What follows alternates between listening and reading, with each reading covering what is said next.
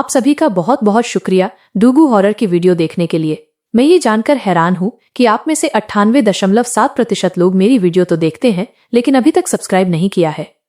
अगर आप एक छोटी सी क्लिक करके सब्सक्राइब बटन दबा दें तो हम बहुत जल्द अपनी डूगू हॉरर परिवार को बढ़ा पाएंगे।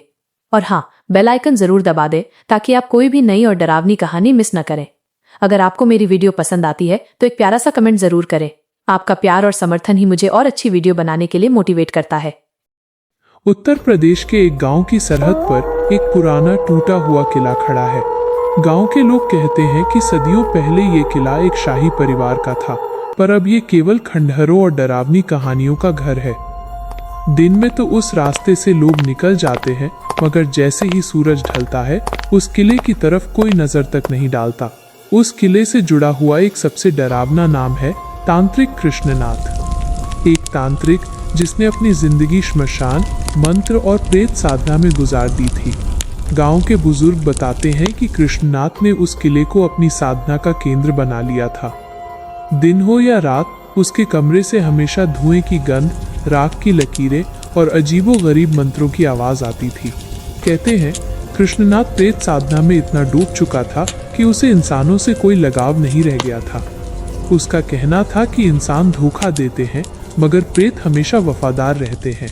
वो मानता था कि अगर किसी साधना के जरिए आत्माओं को बांधा जा सके तो इंसान अमरत्व की शक्ति पा सकता है। गांव वालों ने कई बार उसे रोकने की कोशिश की, पर हर बार अजीब घटनाएं होने लगती। समय बीतता गया और एक रात अचानक खबर फैली कि कृष्णनाथ उसी किले के भीतर मर गया, लेकिन उसकी लाश कभी किसी को नहीं मिली। सिर्फ उसका साधना मंडल, राख और एक अधूरी खोपड़ी पड़ी हुई मिली थी। गांव वालों ने उस कमरे का दरवाजा पत्थरों से सील कर दिया और कसम खाई कि उस जगह का नाम भी नहीं लेंगे। अधूरा रहस्य और नई पीढ़ी। मगर डरावनी कहानियां वहीं खत्म नहीं हुई। कहते हैं हर अमावस्या की रात उस किले से अजीब आवाजें आती थीं। गांव की नई पीढ़ी ने इन बातों को मजाक समझा। भूत प्रेत जैसी कोई चीज नहीं होती, यही सोचकर बच्चे हंसते और बुजुर्गों की बातों को अनसुना कर देते। मगर दो नाम ऐसे थे जिन्हें इस रहस्य को जानने की जिज्ञासा सबसे ज्यादा थी, मोहित और चांदनी। मोहित एक जिज्ञासु और निडर लड़का था। उसे हमेशा अजीब चीजों को एक्सप्लोर करने का शौक था।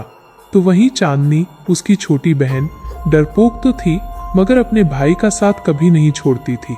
गांव के बुजुर्ग उन्हें बार बार चेतावनी देते कि उस किले की तरफ मत जाओ, पर मोहित हर बार कहता ये सब अंधविश्वास है। लेकिन सच्चाई ये थी कि कृष्णनाथ की प्रेत साधना अधूरी रह गई थी, और अधूरी साधना हमेशा अपने आप पूरी होने का रास्ता खोजती है। अगली अमावस्या की रात जब पूरा गांव अपने घरों में बंद था और मोहित के घर वाले भी सो चुके थे, तभी मोहित ने चांदनी से कहा, आज हम देखेंगे कि उस किले में क्या राज छिपा हुआ है। उस रात आसमान बादलों से ढका था, चारों तरफ अंधेरा और सन्नाटा फैला हुआ था। मोहित और चांदनी चुपचाप गांव की गली से होते हुए किले की तरफ बढ़ गए। जैसे जैसे वे किले के पास पहुंचे, हवा ठंडी और भारी होती जा रही थी। दीवारों को देखकर ऐसा लग रहा था जैसे किला अभी भी किसी रहस्य को जिंदा रखे हुए है। किले के गेट पर पहुंचकर चांदनी के कदम ठिठक गए। उसे सचमुच अजीब सी घबराहट महसूस हो रही थी, लेकिन मोहित आगे बढ़ चुका था। उसने किले का भीतर कदम रखा दिया। अंदर घुप अंधेरा था। किले के भीतर गहराई में जाते जाते वे उस जगह पहुंचे जहां कभी कृष्णनाथ साधना करता था। दरवाजा अब भी पत्थरों से सील था। चांदनी का दिल जोर जोर से धड़कने लगा। उसे साफ महसूस हुआ कि उस दरवाजे के पीछे कुछ है, कुछ ऐसा जो वहां होना नहीं चाहिए। मगर मोहित ने परवाह नहीं की। उसने पत्थर हटाकर दरवाजा थोड़ा और खोला और अंदर झांका। भीतर वही साधना मंडल अब भी मौजूद था। चारों ओर राख बिखरी थी और बीच में एक अधूरी खोपड़ी अब भी रखी थी। तब अचानक उस जगह पर जोरदार धुआं उठा।